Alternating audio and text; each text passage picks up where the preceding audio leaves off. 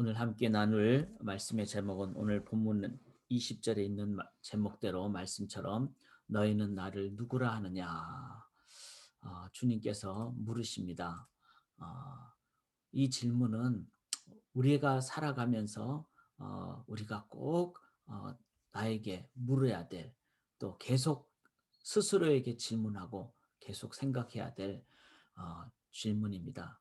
나는 여기서 예수님은 나를 누구라 하느냐, 즉 나는 예수님을 제대로 아는가, 예수님을 제대로 아는가, 이 질문을 예수님께서는 오늘 본문 19절에 보니까 사람들에게 물으셨죠.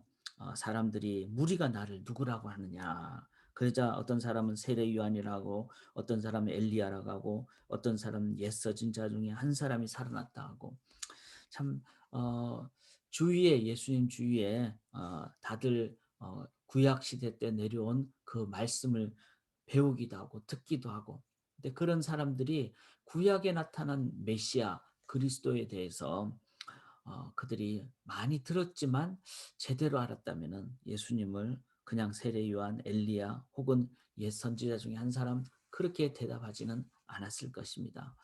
혹시 우리가 이런 생각을 하고 있지 않는지. 자, 여기서 이 대답이라는 것은 그냥 내가 말로 하는 대답만을 얘기하지 않습니다. 말로 하는 대답이 있고 삶으로 하는 대답이 있죠. 당연히 삶까지 함께 동원된 대답을 얘기합니다. 즉, 그래서 말로는 저렇게 대답을 하는데 삶은 그렇지 않다면은 더 소위 말해서 이중적인 모습이고, 그것 때문에 예수님이 제대로 전파되지 않는 그런 모습이 되겠죠. 그래서 이 질문은 참 중요한 질문이기도 하고 진지하게 질문해야 되기도 합니다. 사람들은 어쩌면은 잘못 예수님에 대해서 생각하기가 쉽다라는 것을 기억해야 됩니다. 20절에 보면은 너희는 나를 누구라 하느냐 이랬을 때 베드로가 하나님의 그리스도시니이다. 즉 예수님은 선지자도 아니고 다른 어떤 존재가 아니라 그리스도, 메시아, 구원자이십니다. 라고 대답을 했습니다. 우리의 대답, 나의 대답은 어떤 대답이 돼야 될까요? 당연히 예수님은 베드로의 그 고백처럼 그리스도십니다. 라고 우리가 대답을 해야 되겠죠. 구원자이시기 때문에. 이 예수님은 그리스도십니다라는 이 답을 아마 모르는 분은 없을 거라고 생각합니다. 이 새벽에 저희가 함께 첫 시간을 드리는 모든 분들께는. 그런데 중요한 것은 오늘 이 새벽에 한 번 더 나는 예수님을 그리스도라고 믿습니다.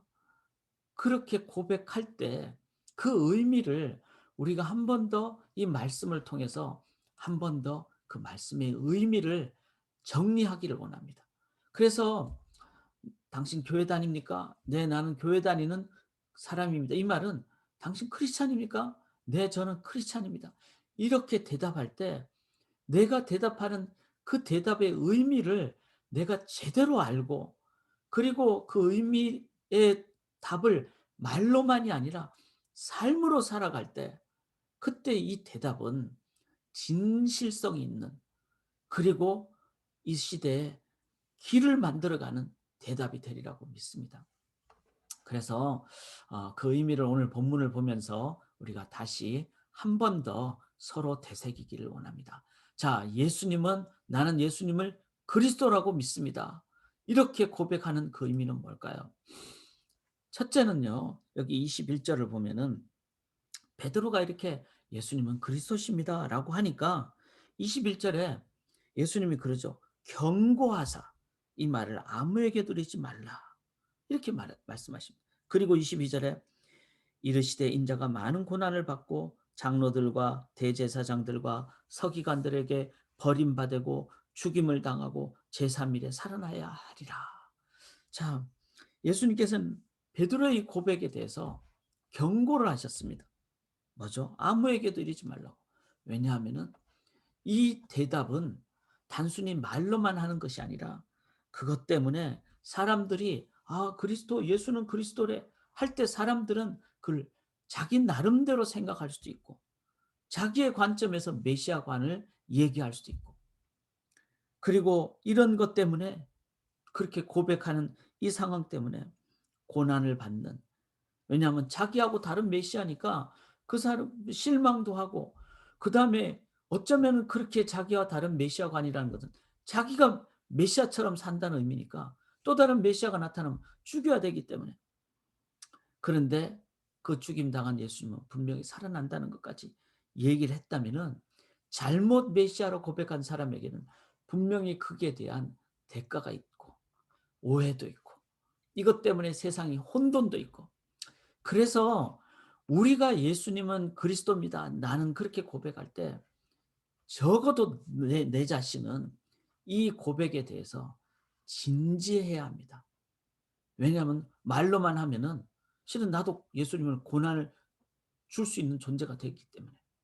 또 내가 진지하게 이 고백을 했을 때 예수님처럼 나도 십자가의 길을 가야 되고 핍박을 받을 수가 있기 때문에, 정말 이 고백이 진실한 고백이고 그 고백이 나의 온 마음을 다한 진정성 있는 고백이라면은 어떻죠?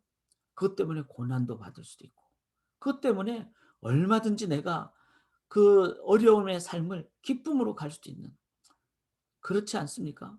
여러분, 결혼하실 때 생각을 해 보세요. 사랑 고백을 하고 또 고백을 받으셔도 내가 그것을 받았다는 것은 나도 사랑한다는 의미잖아요. 그렇게 사랑 고백을 해서 결혼을 할 때 진지하지 않게 하는 고백이 있을까요? 자기의 어떤 생각과 뜻을 다하지 않는 고백이 있을까요?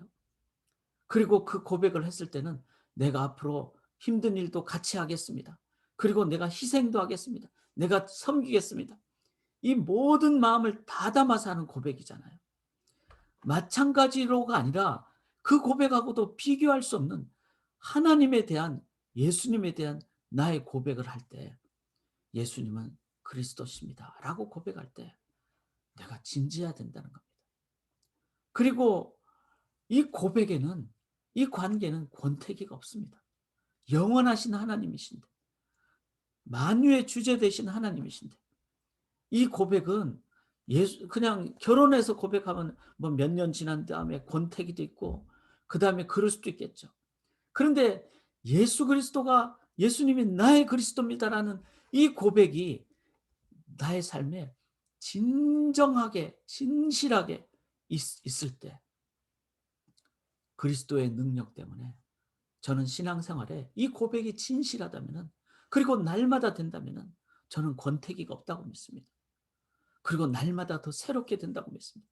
그리스도의 사랑의 그 넓이와 길이와 높이와 깊이가 얼마나 크겠습니까? 무슨 권태기가 있겠습니까? 퍼도 계속 나오는 그리스도의 사랑인데, 중요한 것은 내가 이 고백에 대해서 진실하고 진지하고, 여러분 결혼하기 전에 사랑 고백하는 거에 비교할 수 없는 그런 주님에 대한 진실한 고백을, 내가 깨달음과 교제와 그로 인한 고백을 행하실 때 우리의 신앙인의 삶은 날마다 새로운 삶, 더 깊은 삶으로 인도함 받게 될 줄 믿습니다. 자, 진지해야 된다는 이유가 여기 나오죠. 23절에 보시면은 또 무리에게 이르시되 아무든지 나를 따라오려거든. 따라온 주님을 따라간다는 게 주님은 그리스도이십니다라는 고백이잖아요. 그렇다면은 자기를 부인해야 된다 그랬어요. 제일 먼저 해야 되는 것이 자기를 부인해야 된다. 왜 그럴까요? 그리스도는 구원자라는 뜻이잖아요. 이 땅에 왕 되신 하나님이라는 뜻이잖아요. 그러면 이 땅에 인간은 왕도 아니고 인간은 구원받아야 되는 마땅한 죄인이라는 존재를 얘기합니다. 그 속에 내가 그리스도를 따른다는 말은 나도 죄인이고 나도 내 인생의 왕이 아니라는 그런 자기 부인이 철저하게 있어야 된다는 거죠. 그래서 예수님은 그리스도입니다라고 했을 때 나 자신 날마다 나를 부인해야, 죄의 존재와 강력함을, 자 존재뿐만 아니라 죄가 강력함을 철저하게 인정해야 됩니다. 우리 예수 믿는 사람들은 이게 저는 중요하다고 생각합니다. 예수 믿으면 화려한 어떤 영광과 기쁨 당연히 있죠. 그런데 그 전에 죄가 강력하다는 것을 늘 제일 먼저 깨닫는 사람이 그리스도인들입니다. 그래서 예수 믿는 사람들을 보면은 세상에 이 죄가 무섭다는 것을 저들을 보면서 깨닫는, 그 죄에 대해서는 예수 믿는 자들이 철저한 기준을 가지고 그렇게 살아가는. 그래서 사랑하는 여러분, 지금 이 세상에 죄악이 만연하잖아요. 주님이 다시 오실 때까지는 마귀가 발악한다고, 표현을 발악한다고 할 정도로. 그렇다면은 옛날에는 막 엑소시스트 막 뭐 귀신 들리고 이런 부분도 지금도 있죠. 그런데 마귀는 그렇게 막 이렇게 뭐 소위 말해서 무섭게만 이렇게 오는 게 아니라 광명의 천사로도 온다는 거죠. 그래서 막 변장해서, 그래서 멋있게 보이고 화려하게 보이고, 그런데 그 속에 죄에 대해서는 인정하지 않는, 그러나 예수 믿는 사람들은 이 세상의 길에 그 죄의 철저한 그 모습이 있다는 것을 저희들이 늘 깨어 있어야만 합니다. 그리고 그리스도인이라는 말은 23절에 보면은 날마다 제 십자가를 지고 나를 따를 것이니라. 그리스도를 따라가야 됩니다. 자, 그리스도를 따른다는 것은 그리스도를 의지한다는 거죠. 영접한다는 것을 의미합니다. 그리스도만을 붙잡고 주님만이 길입니다. 내가 주님만을 의지하겠습니다. 그것을 영접, 람바노, 뭐죠? 붙잡는 것을 의미하죠. 그래서 오늘도 정말 주님만을 매 순간 붙잡는, 그래서 그거를 먹든지 마시든지 이렇게 표현하기도 하잖아요. 이 말은 나의 일상에서 그리스도를 따르는. 그래서 저희가 정말 정신을 바짝 차려야 된다고 믿습니다. 세상은 광명의 천사가 그렇게 모습처럼 마귀가 오기 때문에 우리는 아주 그 정신을 늘 깨어 있고, 그런데 어떻게? 날마다. 이 말은 하루라도 주님을 따르지 않는 그날은 실은 내가 세상 길로, 잘못된 길로 간다는 것을 기억할 때 날마다. 그래서 매일 신앙이 돼야 되고 그다음에 삶의 일상이 신앙인이 돼야 된다는 겁니다. 참 예수님은 그리스도라는 말이 진지하셔야 됩니다. 그리고 죄의 존재와 강력함을 인정해야 됩니다. 그리고 그리스도만을 남바로 붙잡으셔야 됩니다. 내가 그리스도가 되는 순간 정말 세상을 혼돈케 하더라고요. 나는 그리스도가 아닙니다. 나는 그리스도만을 의지하겠습니다. 매 순간 그렇게 하실 때. 그리고 주님이 그러셨죠.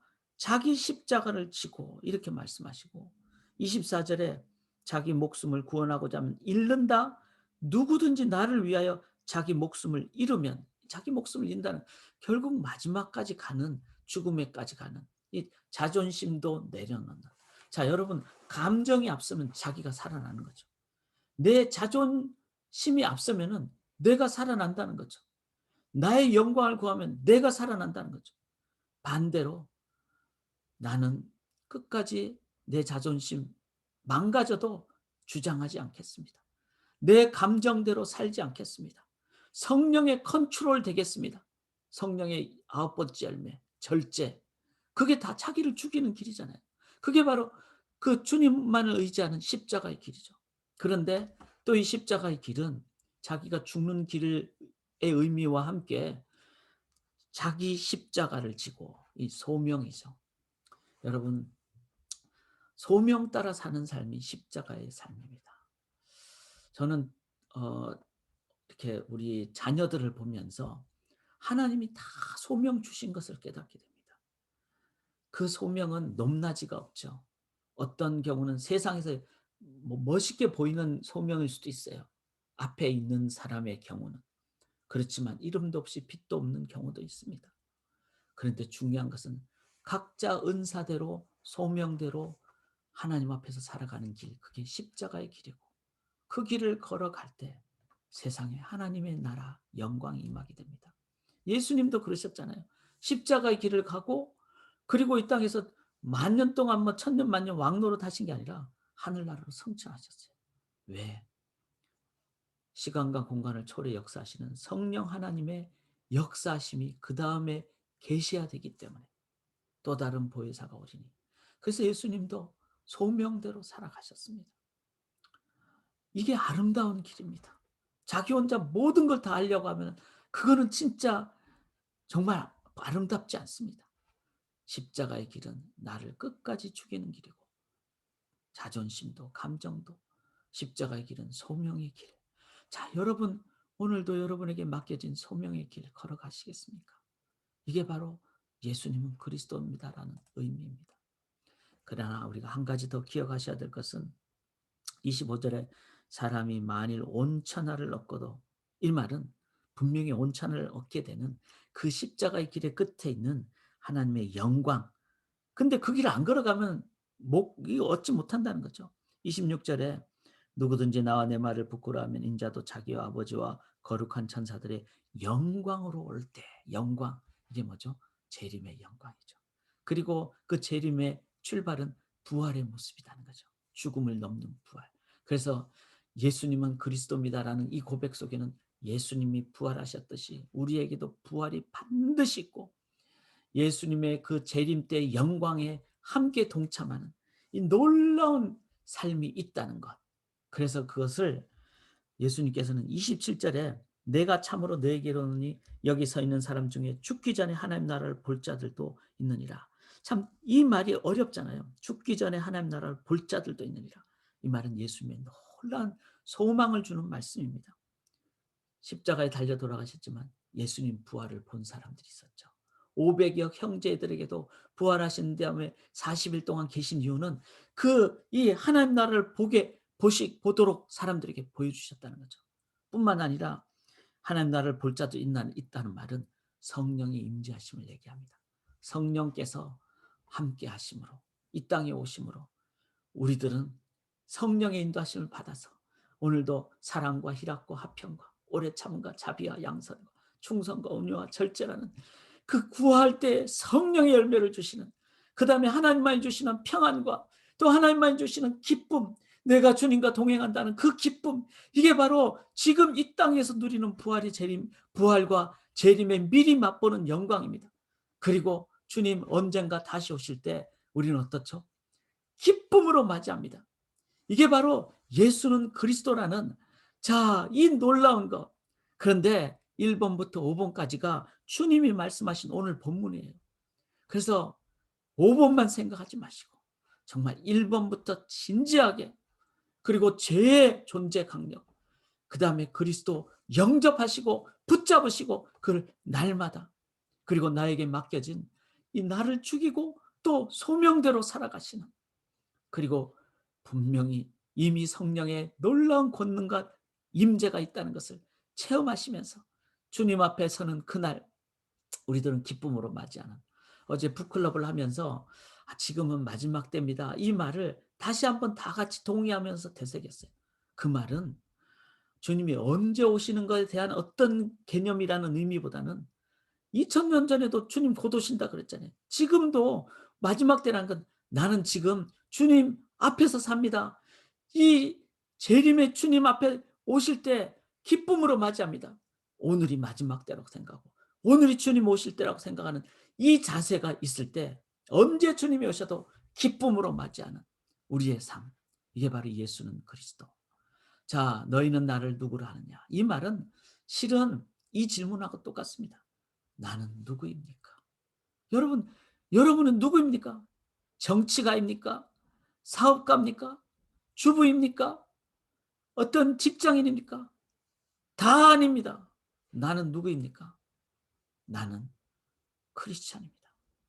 그리스도를 따르는 사람입니다. 나는 예수님을 그리스도로 고백하는 자입니다. 이것이 우리의 고백이 진정성 있게 믿음으로 삶에서 되실 때 하나님의 그 임재가 오늘도 우리 성도님들 통해서 함께 하시고 주님의 나라가 우리의 삶을 통해서 전파될 줄 믿습니다. 의지하고 순종하실 때, 예수 안에 있을 때 즐겁고 복된 길 누리게 될 줄 믿습니다.